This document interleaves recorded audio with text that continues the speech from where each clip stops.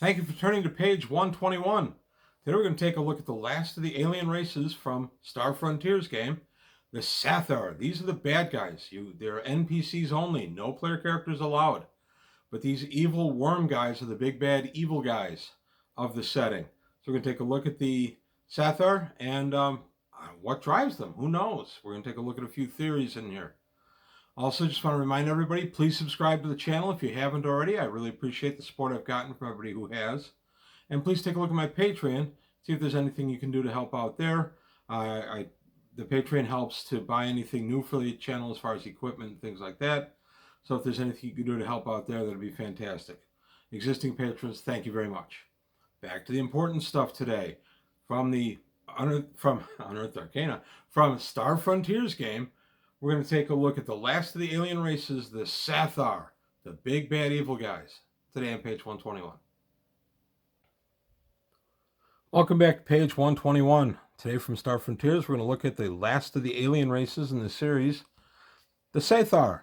The Sathar, the big bad evil guys, the big worm dudes, big scary looking worm dudes. They're 3.5 meters long. It's a long worm. Average mass is 55 kilograms, 110 pounds thereabouts. Unknown average lifespan. Reproduction is hermaphroditic and otherwise unknown. And body temperature believed endothermic, so they believe they can hold their own temperature. Physical appearance and structure. Sathar are long, worm-like creatures. Their bodies divided into segments like an earthworm's. They do not have a skeleton.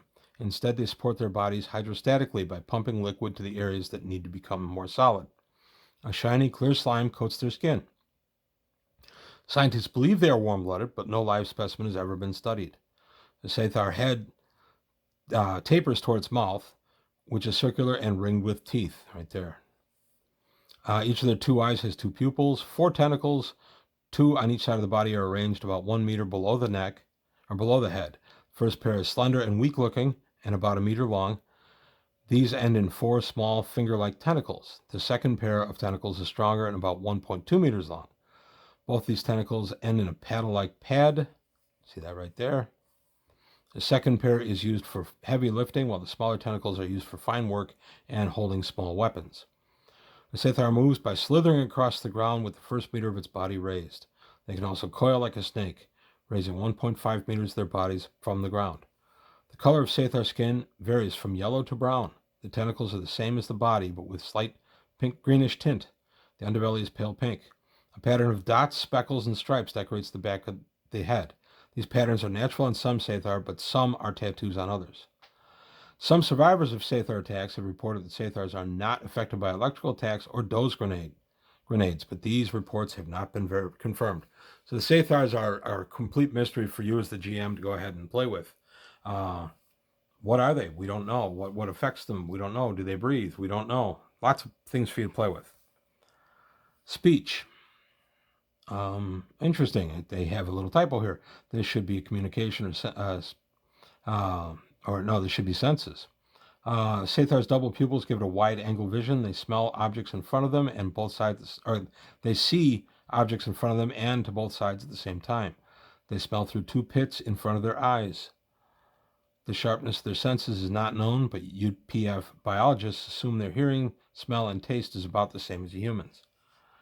And then captured recordings, there should be senses up here and speech down there. Captured recordings show that Sathar can speak Usarian and human languages as well as Pan-Galactic. They hiss and lisp when they speak. Their native language has never been translated.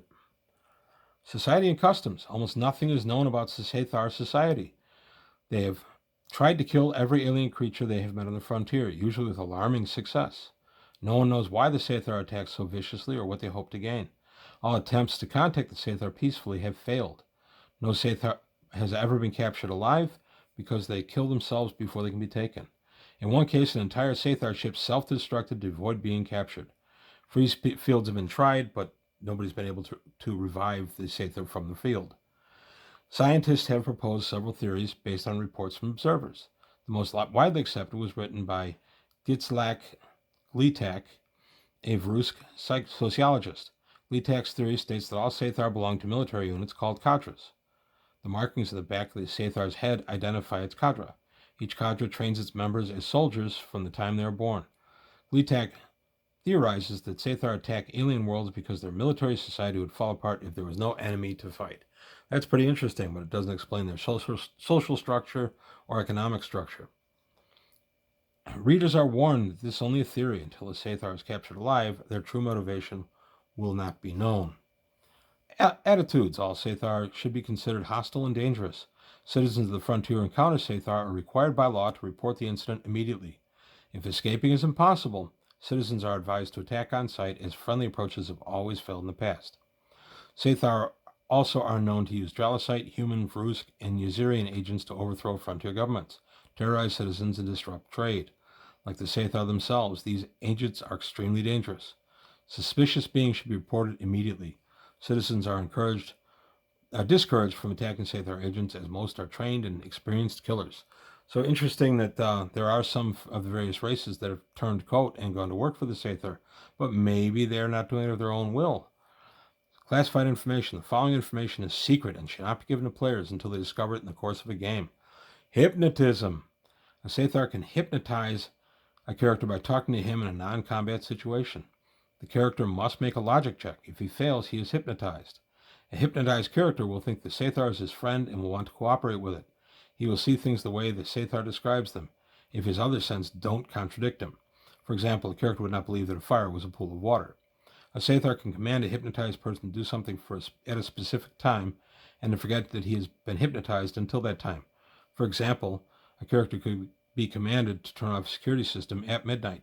So you could have a sleeper agent right there amongst your group and not even know it. They wouldn't even know it. So even a telepathic scan wouldn't reveal it until it was too late. Sathar ability modifiers. A Sathar's leadership score must be 20 points higher than its personality score. And their racial modifiers are nothing to strength or stamina, dex or reflex -5, intelligence logic -5, and perception and leader +10. So kind of interesting. Big Bad Evil guys. You read more about the game, you learn a little bit more about the Sathar and the Nighthawks game. You get a look at their ships and stuff like that. But pretty good Big Bad Evil guy right there built in for you. No need for you to write one up. We have it right here. I thought that was kind of nice. I have used these as my Big Bad Evil guys in Star Frontiers since the earliest days I played this game. And they make good ones. They're intelligent, they're cunning, they have their little charm ability, which feels very D&D to me. And they've become very dangerous foes. They also are pretty good in hand-to-hand combat, as well as a firefight, as well as starship fight. So they make pretty formidable opponents. You can give them whatever motivations you want, which again makes them very interesting. So that's all I've got to say about Sathar. That's the end of the Star Frontiers creatures. I like taking a look at this. This is a lot of fun.